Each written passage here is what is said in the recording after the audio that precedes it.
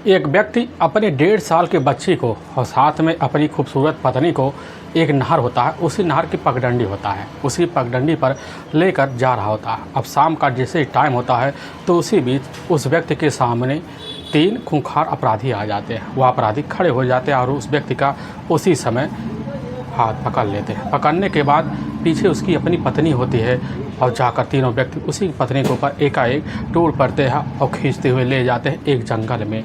फिर ऐसा कर्म करते हैं जिसे सुनने के बाद लोगों का कलेजा भी थर्रा जाता है। आज की घटना में क्या था, आज की घटना में क्या हुआ, आज की घटना की आप पूरी तह तक सच्चाई जानने के लिए इस वीडियो को आप लास्ट तक ज़रूर देखिएगा। नमस्कार दोस्तों, मैं प्रदीप कुमार आपको स्टडी बात चैनल पे मैं स्वागत करता हूं। दोस्तों आज की यह सच्ची घटना आप सुनने से पहले एक बार जाकर आप अपने इन्हीं प्यारे हाथों से एक बार इस चैनल को सब्सक्राइब ज़रूर कर लीजिएगा, ताकि आपकी वजह से आज यह जो वीडियो है काफ़ी लोगों तक पहुंच जा सके। और इसके लिए हम तहे दिल से आपका शुक्रगुजार भी रहेंगे। दोस्तों आज की यह जो सच्ची घटना है, यह घटना है उत्तर प्रदेश, और उत्तर प्रदेश का महानगर पड़ता है और कानपुर, और उसी का सिवली थाना लगता है, और ठीक उसी में एक केसरी नेवादा गाँव पड़ता है। मैं बात कर रहा हूँ 5 सितंबर 2023 का ही। अब शाम का एकदम टाइम हो जाता है, पहरा भी हो जाता है, तो उसी व्यक्ति सिवली के जो थाना प्रभारी होते हैं उन्हीं के पास एक व्यक्ति का फ़ोन आता है। वह व्यक्ति उसी समय उनके कान में बड़ा हाँफता ढाँपता हुआ फ़ोन के थ्रू कहने लग जाता है कि साहब, हम केसरी नेवादा से ही बोल रहे हैं और हमारा नाम है रमन पाल। हमारी अपनी पत्नी और 1.5 साल बच्चे को लेकर हम अपने ससुराल से लौट रहे होते हैं। लेकिन साहब, जैसे ही अब इसी केसरी नेवादा के नहर पर पहुंचते हैं तो उसी समय हमारे सामने 2 व्यक्ति आकर खड़े हो जाते हैं। हमारे पत्नी को हमारे हाथों से छीन कर ले जाकर इसी जंगल में तरफ भाग गए हैं। लेकिन साहब, हमें भी बुरी तरह से घायल चल चुके हैं।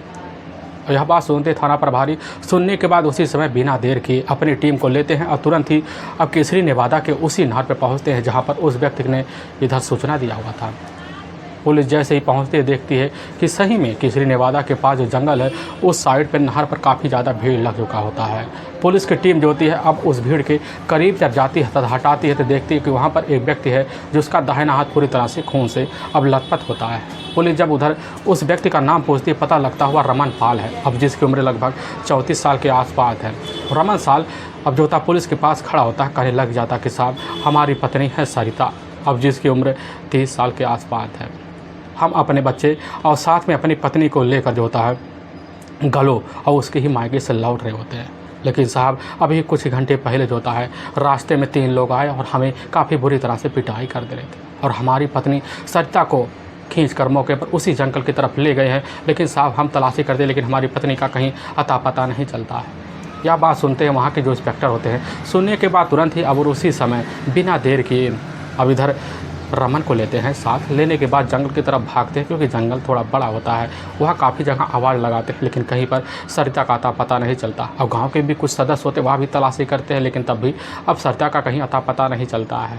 पुलिस लगभग 2 घंटे तलाशी करते हैं, लेकिन तब भी अब जो होता है सरिता का कहीं अता पता नहीं चलता है। अब ऐसे तलाशी करते करते लगभग कुछ घंटे और बीत जाते हैं। तभी उसी समय पुलिस की जो टीम होती है अब सरिता के जो अपने पिता होते हैं अखिलेश पाल को खबर दे देते हैं। अखिलेश पाल जैसी खबर पाते उसी समय सुनकर दंग सा रह जाते हैं। बिना देर के वह भी उसी समय अब केसरी नेवादा के उसी नहर पर पहुँचते हैं। पहुँचने के बाद वह देखते हैं भीड़ को तो समझ जाते हैं, लेकिन वह अपने दामाद अब रमन पाल के साथ मिलकर मौके पर अपनी बेटी अब सरिता के कई जगहों पर तलाशी करते हैं। कई जगह वहाँ झाड़ियाँ होती वहाँ पर भी देखते हैं, कई बार आवाज़ लगाते हैं, लेकिन सरिता का कहीं अता पता नहीं चलता है। इधर पुलिस की टीम भी काफ़ी हताश हो जाती है। इधर जो होता है रमन पाल भी काफ़ी हताश हो जाता है, अखिलेश पाल भी काफ़ी हताश हो जाते हैं। यहाँ तक अखिलेश पाल की अपनी पत्नी होती वह भी हताश हो जाती है। पूरी तरह से तलाशी करते हैं, लेकिन ना कहीं ना खेतों में ना कहीं झाड़ियों में कहीं सरिता दिखाई देती है। आखिर समझ नहीं पाते लोग सरिता चली तो चली कहाँ गई। अब पुलिस की जो टीम होती है अब उसी समय रात होने की वजह से अब इधर अखिलेश पाल और साथ में रमन पाल को अपने साथ लेती है। लेने के बाद अपने थाने अब सिवली जब पहुँच जाती है तो दोनों से वहीं थोड़ा बहुत पूछताछ किया जाता है। तो उधर जो होता है पुलिस के सामने अखिलेश पाल तुरंत ही बेधड़क कहने लग जाते हैं कि साहब, हमारी जो बेटी है इधर प्यारी बच्ची है, असल में सरिता कहीं गई नहीं है, और सरिता का मेन जो कारण है वह कारण कोई और नहीं है, अपहरणकारी का जो कारण बन रहा है वह खुद यही है, रमन पाल ही। हमारी बेटी के साथ जो था काफ़ी बारीकी से कई दिनों से पेश आ रहा था और हमें पूरी तरह से अब यकीन हो गया है कहीं ना कहीं हमारी बेटी को गायब करने में ही रमन पाल का हाथ है। लेकिन रमन पाल जैसे ही पुलिस की आवाज़ सुनता है तुरंत ही वहाँ पर खड़े इंस्पेक्टर जो होते हैं उनका दौड़कर अब पैर पकड़ लेता है और माफ़ी मांगना शुरू कर देता है और रोते बिलखते कहने लग जाता है कि साहब हम अपनी पत्नी से काफ़ी ज़्यादा प्यार करते थे और हम अपनी बच्ची को काफ़ी ज़्यादा लाड़ प्यार देते थे साहब, अपनी पत्नी के साथ हम ऐसा कैसे कर सकते हैं, हम कभी सपने भी नहीं सोच सकते। अब पुलिस जो थी यह बात सुनती है, रमन पाल का दिल भी सुनकर उधर जो था थाना इंस्पेक्टर का दिल पसीज जाता है। अब पुलिस की जो टीम होती है अब उसी समय बिना देर किए अब पूछताछ करने के बाद पुलिस की टीम होती है उससे कहने लग जाती है कि ठीक है सुबह का टाइम होता है, सुबह के टाइम में हम तीनों मिलकर दोबारा जो होता है चलेंगे। अब उसी केसरी नेवादा के जंगल जो होता है उसी में मिलकर काफ़ी जगह तलाशी करेंगे। यह बात सुनने के बाद अब बिना देर किए उसी समय अखिलेश और साथ में और रमन पाल भी अपने अपने घर चले जाते हैं। लेकिन जैसे दूसरे दिन का टाइम होता है बिना देर किए उसी समय और रमन पाल इंस्पेक्टर के सामने पहुंचता है। कुछ ही देर बाद वहीं पर अखिलेश भी पहुंच जाते हैं। लेकिन जब पहुंचते हैं बिना देर के पुलिस की जो टीम होती है एक जिप्सी लेती है और केसरी नेवादा के उसी जंगल में जाती है। इधर कुछ अब कांस्टेबल होते हैं, कुछ और सिपाही बढ़ जाते हैं, सभी मिलकर केसरी नेवादा के जंगल में काफ़ी जगह नहरों में झाड़ियों में तलाशी करते हैं। ऐसे तलाशी करते करते लगभग दोपहर का जब टाइम हो जाता है दूसरे दिन का तो पता लगता है जो झाड़ी है उसी के पीछे काफ़ी घना जंगल बना हुआ है और ठीक वहीं पर सरिता के डेड बॉडी मृत अवस्था में पड़ा हुआ है, गले में एक चुन्नी लपटा हुआ है। पुलिस देखती समझ जाती कि बस करो, इसी चुन्नी का इस्तेमाल कर सरिता को मौत के हवाले कर दिया गया है। लेकिन यह नज़ारा जैसे वहाँ पर खड़े अखिलेश और साथ में रमन पाल देखते हैं और इधर अखिलेश की जो अपनी पत्नी होती है देखते तो वहीं पर दहाड़े मारकर इधर अखिलेश और साथ में रमन पाल अपनी पत्नी को देखकर वहीं चीख कर एकदम दहाड़े मारकर चिल्ला पड़ता है। अब यह सब आवाज़ सुनकर काफ़ी गांव के लोग वहाँ भी इकट्ठा हो जाते हैं। इकट्ठा होने के बाद पुलिस की जो टीम होती है अब उस घटना तक अच्छा से निरीक्षण करती है। लेकिन जब देखती है कि जो पास घास होते हैं काफ़ी ज़्यादा दबे होते हैं, पुलिस को अंदाज़ा हो जाता है ज़रूर मौके पर यह जो होती है सरिता अपनी जान की हिफाजत करते हुए काफ़ी संघर्ष की होगी। अब पुलिस की टीम जब घटना का निरीक्षण कर देती है करने के बाद बिना देर के उसी समय सरिता के बॉडी को उठाकर अपने ही नज़दीकी जो पुलिस थाना होता है अब उसे भी भिजवा देती है। भिजवाने के बाद पुलिस की टीम इसकी सूचना अपने से बड़े अधिकारी को भेजा देती है और बिना देर किए रमन पाल और साथ में कमलेश पाल को तुरंत ही सिविल पुलिस थाने ले आती है। अब उन्हीं की तहरीर पर धारा 302 अज्ञात आरोपी के विरुद्ध जो होता है मुकदमा दर्ज कर लेती है। दर्ज करने के बाद पुलिस की टीम इधर केस को सुलझाने में लग जाती है और जब लगती है पुलिस की जो टीम होती है हत्यारे को पकड़ने के लिए काफ़ी खबरी भी लगा देती है और लगाने के बाद पुलिस की टीम अब लग जाती है। पुलिस काफ़ी मेहनत करती है लेकिन पुलिस की गिरफ्त में जो होता है हत्यारे नहीं आ पाते। अब जैसे दूसरे दिन का वक्त होता है, दूसरे दिन का वक्त होने के बाद जैसे सुबह का टाइम होता है उसी बीच इधर सरिता के जो अपने पिता होते हैं मौके पर कमलेश पाल वहीं थाने में पहुंचते हैं। पुलिस के ऊपर दबाव मारना शुरू कर देते हैं, कहने लग जाते हैं कि साहब हमें पूरी तरह से यकीन हो गया है कि हमारी बेटी का अपहरण कराने में और किसी का हाथ नहीं हो सकता है, वह खुद जो था हमारा अपना जो दामाद है रमन पाल का हाथ है और साथ उन्हीं से मिलकर हमारी बेटी का हत्या करवाया है। अब पुलिस के सामने इधर जो होता है अब कमलेश कुछ ऐसी बात रख देते हैं जिसकी वजह से पुलिस को भी थोड़ी बहुत यकीन होने लगता है और पुलिस की टीम बिना देर किए तीसरे दिन शाम के टाइम इधर दोबारा जो होता है अब रमन पाल के घर पे जाती है। पता लगता है रमन पाल जो था अपनी 1.5 साल बच्ची के साथ अपने घर पे मौके पर मौजूद होता है। अब पुलिस की टीम रमन पाल से कुछ बोलती है, बोलने के बाद बिना देर के रमन पाल अपनी 1.5 साल बच्ची को अपने ही माँ को सौंप देता है। अब सौंपने के बाद जैसे वहाँ से चलता है पुलिस की जिप्सी में बैठता है और तुरंत ही कुछ मिनट के अंदर सिविल पुलिस थाने में पहुँच जाता है और थाने में उसको कुर्सी पर बैठाया जाता है। और पुलिस जब उससे पूछताछ करती है तो पुलिस के सामने बस यही अपहरण का जो होता है मुद्दा लगाकर बैठ जाता है। लेकिन पुलिस जो थी अब उसके बात पर विश्वास करना नहीं चाहती है। लेकिन जैसे पुलिस अपना पुलिसी अंदाज दिखाती है तो बिना देर किए जो होता है पुलिस के सामने जो होता है एकाएक बेधड़क अपनी पत्नी इधर सरिता के हत्या का जुर्म कबूल करते हुए पुलिस के सामने जो सच्चाई खोलता है, इसे सुनने के बाद लोगों को पहले तरह से एकदम ज़मीन सा खिसक सा जाता है। असल में इसी उत्तर प्रदेश का जाना माना जो शहर पड़ता है और कानपुर का एक गल्लो गांव पड़ता है, उसी गांव के रहने वाले होते हैं अब कमलेश पाल की अपनी पत्नी होती है अब शर्मिला देवी। कमलेश पाल के अब टोटल 3 बच्चे होते हैं और जिसमें 2 बेटियां होती हैं और 1 बेटा होता है। और लेकिन जो सबसे बड़ी बेटी होती है वह होती है कविता और दूसरे नंबर का जो बेटा होता है वह होता है दिनेश। लेकिन कविता जो होती है जैसे ही अपनी शादी की जगह पहुंचती है उसी समय से जो अपने पिता होते हैं कमलेश किसी न किसी तरीके से अपनी बेटी जो होती है इधर कविता की शादी बड़े बेहतर तरीके ढंग से अब कर देते हैं। लेकिन जो दूसरे नंबर का जो बेटा होता है यानी कि घर में वही सब अपने बेटे के ऊपर निर्भर हो बैठते हैं। अपनी बेटी की काफ़ी अच्छी तरह से पढ़ाई भी करवाते हैं। लेकिन इधर जैसी छोटी जो बेटी होती है, बस यही होती है सरिता। अब सरिता अपने पास एक कॉलेज होता है, उसी कॉलेज में काफ़ी बेहतर तरीके ढंग से अब पढ़ाई भी करते हैं। लेकिन कुछ वक्त बाद उसका पढ़ाई में जो मन होता है बड़ा ही ऊंच सा जाता है, जिसकी वजह से सरिता इधर अपनी पढ़ाई धड़ाई छोड़कर अपने माँ के साथ घर गृहस्थी में अब लग जाती है। लेकिन जब लगती है तो उसी समय उसके जो शादी की दहलीज होती है, अब कमलेश को भी दिखने लग जाता है। और कमलेश को अपनी बेटी की शादी की चिंता होना शुरू हो जाता है। तभी कमलेश जो होते हैं अपने कुछ रिश्तेदारों को सूचना भिजवा देते हैं, और कमलेश की सूचना पाकर रिश्तेदार भी तुरंत ही अब रिश्ते की तलाशी में लग जाते हैं। काफ़ी उनके रिश्तेदार भी मेहनत करते हैं, कमलेश भी कई सालों से मेहनत करते हैं अपनी बेटी के लिए, सरिता के लिए अच्छा लड़का पाने के लिए। उनका जो मेहनत होता है अब जल्द से जल्द रंग भी लाता है। तभी उनके रिश्तेदारों के द्वारा पता चल जाता है कि इसी उत्तर प्रदेश का ही जो कानपुर ज़िला है और ठीक का ही एक चौबेपुर कस्बा लगता है, और उसी का पौनुआपुरवा गाँव लगता है। उसी पौनुआपुरवा अब गाँव के रहने वाले होते हैं अब रामपाल की अपनी पत्नी होती है उमापाल, और रामपाल के टोटल 2 बेटे होते हैं, जिसमें बड़ा बेटा होता है अमन, और लेकिन जो सबसे छोटा बेटा होता है अब वह वही होता है रमनपाल। अमन जो होता है मौके पर जैसे शादी के लिए पहुंचता उसी समय जाकर रामपाल अपने बड़े बेटे की जो शादी होती है अब बड़े ही बेहतर तरीके ढंग से कुसुम से कर देते हैं। असल में कुसुम जो होती है हरियाणा के ही रहने वाली होती है। लेकिन इधर अब जाकर अमन की जो शादी होती है जैसे ही अब कुसुम के साथ हो जाती है, कुछ दिन बाद इधर जो होता है अमन अपनी पत्नी और साथ में एक बच्चा भी हो जाता है लेकर उसी समय हरियाणा निकल जाता और वहीं पर रहना शुरू कर देता। लेकिन घर में जो सिर्फ बचता है वह बचता है सिर्फ रमनपाल।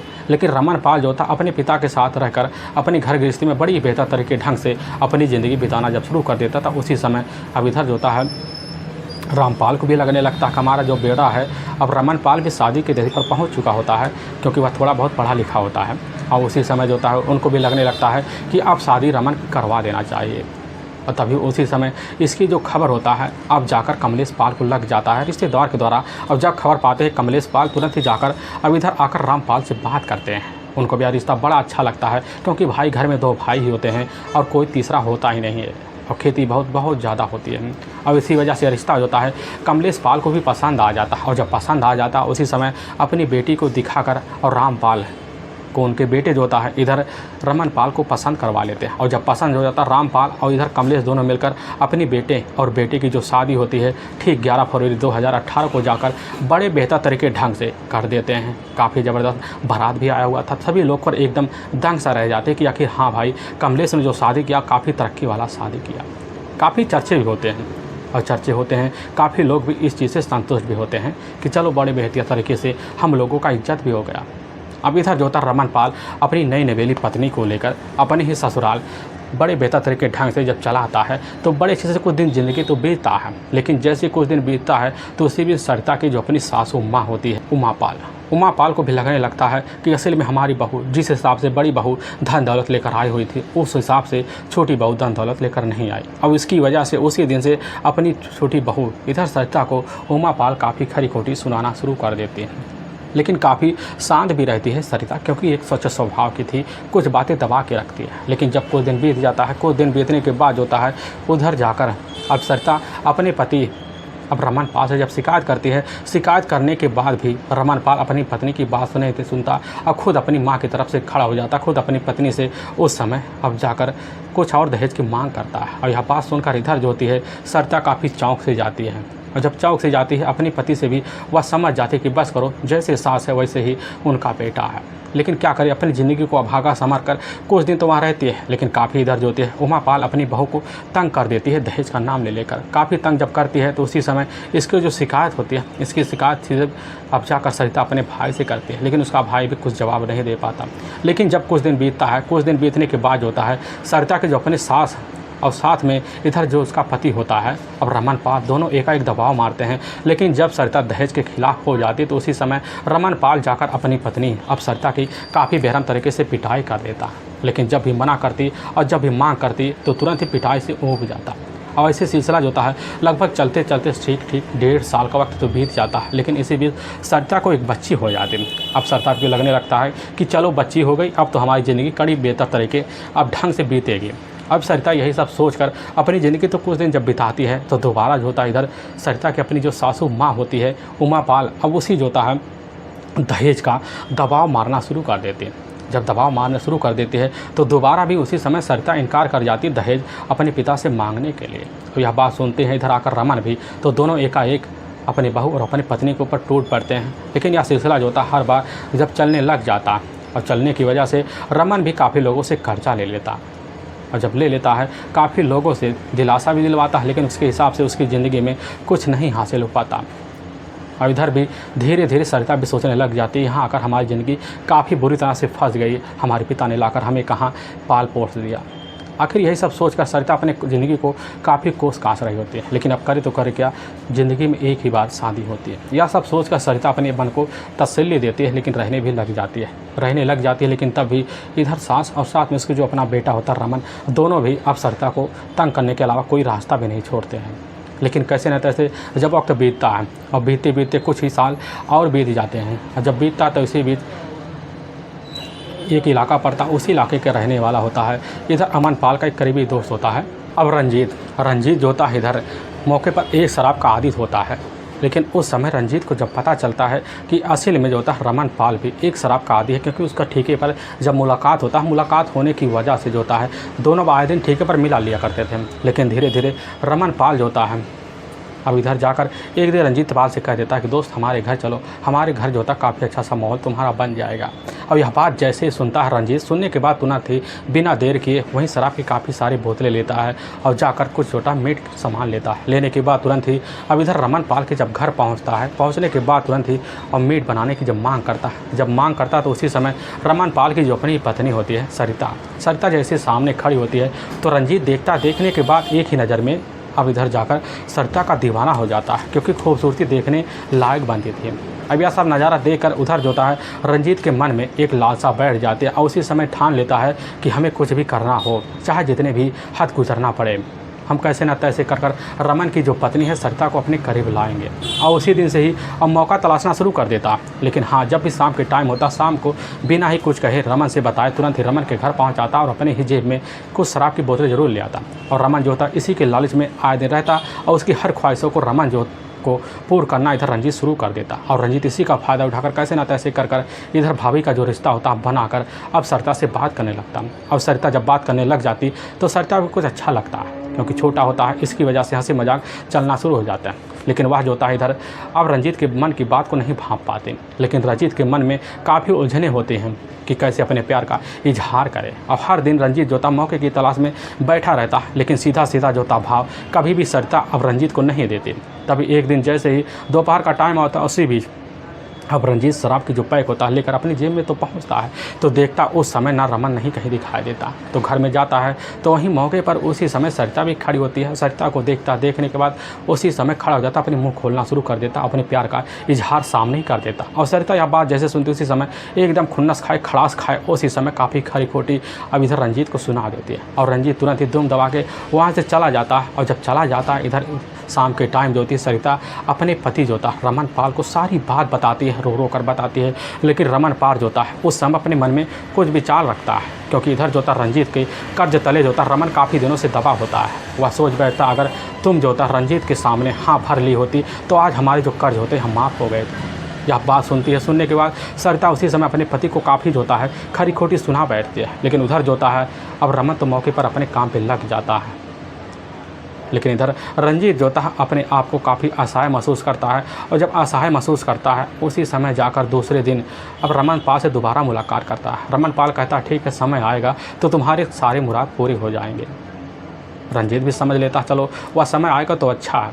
लेकिन उस समय जो होता है इधर रंजीत मौके पर अपनी शराब की ठेके पर बैठकर कुछ पैक लगा रहा था, तभी उसी के सामने जो होता है उसके ही इलाके का रहने वाला करीबी दोस्त आ जाता है वीरपाल, जो मौके पर दोनों बैठकर शराब वहीं पी रहे होते हैं। तभी उसी बीच इधर जो होता है मौके पर जाकर रंजीत वीरपाल के सामने अब सरिता का नाम का जिक्र कर देता है। और जब करता अपनी सारी दिल की बात उधर वीरपाल के सामने एकाएक खोल देता है। अब वीरपाल जैसे सुनता कहने लग जाता है कि दोस्त तुम्हारी सब ख्वाहिशें हम पूर्ण करवाएंगे और इसके लिए हमें चाहे जिस हद तक गुजरना पड़ जाए। यह बात सुनता उधर जो होता है रंजीत को लगने लगता कि हाँ वीरपाल के बात में दम है। और जैसे दूसरे दिन का वक्त था शाम के टाइम में इधर बिना कुछ पूछे ताछे किसी से अब जो था वीरपाल और रंजीत दोनों एकाएक जो है रमन के घर में धमक जाते हैं।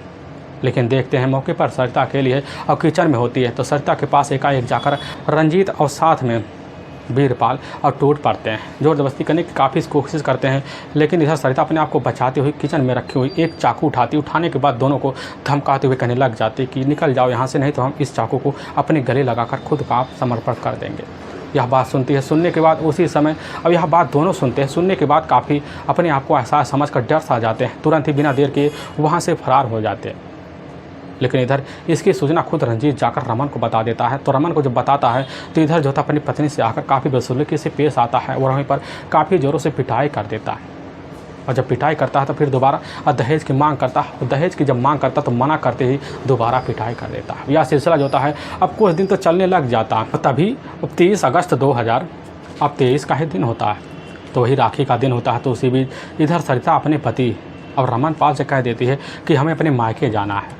यह बात सुनने के बाद उसी समय भन्ना आ जाता है, कहने लग जाता है कि हमारे पास पैसे नहीं है, और जब तुमसे बोलते हैं कि मायके से पैसे लाओ तो तुम मना कर देते हो, हम नहीं जानते। लेकिन उसी बात पर सरिता अड़ जाती है, जबरती है। तो उसी समय जो होता बिना देर के रमन पाल अपनी पत्नी जो होता है काफ़ी बेरहमी से पिटाई कर देता, और जब कर देता है तो उसी समय गुस्सा होकर झगड़े तकरार कर तुरंत ही शाम के टाइम में बिना देर की अपनी 1.5 साल बच्ची को अपने गोद में लेती है, तुरंत ही अपने मायके चली जाती है। लेकिन मायके में जाकर अपने पति और साथ में उसका अपना जो करीबी दोस्त होता है वीरपाल, और साथ में अब इधर जाकर रंजीत तीनों के बारे में अपने माता पिता को सच्चाई बता देता। और जब सच्चाई बता देता इधर जो होते हैं अब सरिता के जो अपने पिता होता है कमलेश पाल, और साथ में उसकी जो अपनी माँ होती है वह भी भड़क जाती है। भड़कने की वजह से और जैसे ही रात का टाइम होता है, रात के टाइम होने के बाद एकाएक देखता है कि वहीं पीछे से जो होता है अब रमन पाल पहुँच गया है। रमन पाल को देखते हैं तो देखने के बाद तुरंत ही कमलेश और साथ में इधर सरिता की अपनी माँ दोनों भड़ास निकालना शुरू कर देती हैं, काफ़ी खरी खोटी सुनाती हैं। सुनाने की वजह से वहाँ तुरंत ही गुस्सा कर मौके पर अब रमन पाल निकल आता है,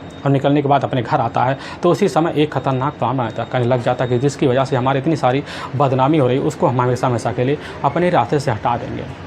और तभी जो होता है अपने दोस्त के पास दूसरे दिन शाम के टाइम पहुंचता है, और जैसे रंजीत के पास पहुंचता सारी बात बता देता है। कहने लग जाता है कि हमारी पत्नी को ही हमारे रास्ते से हटाना है, और उसके लिए तुम्हें जो करना है तुम अपने हिसाब से कर लेना। यह बात सुनता रंजीत उसी समय अपनी ख्वाहिशों को भी समझ जाता। समझने के बाद जो था तुरंत ही अब उसी समय रंजीत जाता है वीरपाल से मिलता है, लेकिन वीरपाल से सारी बात बता देता है। और बताने के बाद अब दोनों मिलकर आते हैं रमन पाल से, कहने लग जाते हैं कि हमें एक प्लान बनाता, उसी प्लान के तहत तुम अपना काम बताओ। यह बात जैसे रमन सुनता करने लग जाता है कि हम अपनी पत्नी को लेने के लिए अब जो होता है अब 5 सितंबर 2023 को ही जाएंगे और शाम को टाइम लौटेंगे। हाँ, लेकिन जैसे ही केसरी नवेदा के नहर पे पहुँचेंगे वहाँ जो झाड़ी है उसी में तीन दोनों जो होता है छुप के बैठ जाना, और जब बैठ जाना देखना हमारी गाड़ी आ रही है, तुम तीनों जाकर रोक लेना। आप एक रोक कर हमारी पत्नी को जंगल में ले जाना, फिर इसके बाद हमेशा के लिए इस दुनिया से उसको जुदा कर लेना।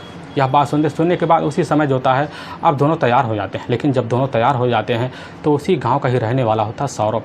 अब सौरभ भी जो होता जाकर इधर वीरपाल और साथ में एकाएक रंजीत के ही काम में शामिल हो जाता है। अब तीनों मिलकर उसी समय अच्छे समय का जब इंतजार करते हैं, तभी 5 सितंबर 2023 को ही शाम को टाइम जो होता है अपनी पत्नी को लेने के लिए अब जाकर रमन पाल पहुंच जाता है। कैसे न तैसे बनाते बनाने के बाद जो होता अपनी पत्नी और 1.5 साल बच्ची को लेकर अब केसरी नवेदा की जैसी नहर पर चढ़ता है। चढ़ने के बाद 7 बजे के आसपास टाइम हो जाता है, तो झाड़ी होती सी झाड़ी में छुपकर पहले से होता है अब सौरभ और वीरपाल और साथ में रंजीत छुपकर बैठे होते हैं। लेकिन जैसे देखते हैं कि बाइक आ रहा था उसी समय जाकर आगे खड़े हो जाते हैं और वहीं पर रमन पाल को रोक लेते हैं। उधर उसकी जो अपनी पत्नी होती है और देखकर तो दोनों को पहचान लेते हैं, लेकिन जब पहचान लेते कुछ झगड़ा तकरार करते हैं। लेकिन उसी इधर जो होता है बिना देर के तीनों मिलकर अब सरिता को हाथ खींचते हुए जंगल की तरफ ले जाते हैं। ले जाने के बाद सरिता वहाँ जो होती है काफ़ी कोशिश करते हैं अपने आप को बचाने की, लेकिन उसी बीच सरिता को जो गले में लगा हुआ एक दुपट्टा होता है वह दुपट्टा उसी समय अब वीरपाल के हाथ में आ जाता है। वीरपाल तुरंत ही उसी दुपट्टे को जोर से खींचता है,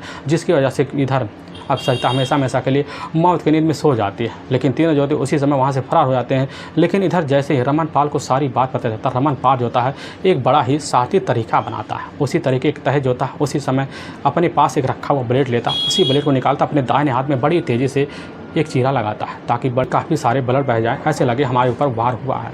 और तुरंत अपने प्लान को कामयाब करने के लिए अपनी आवाज़ों को काफ़ी तेज़ से चीख चिल्ला में बदल देता है। यह आवाज़ सुनकर आस पड़ोसी सुनते हैं। सुनने के बाद इसकी सूचना उसी समय पुलिस थाने में दे देता है। लेकिन वाकई में दोस्तों पुलिस के सामने उसका सब करा धराधराज होता है, एकदम पड़ा का पड़ा रह जाता है।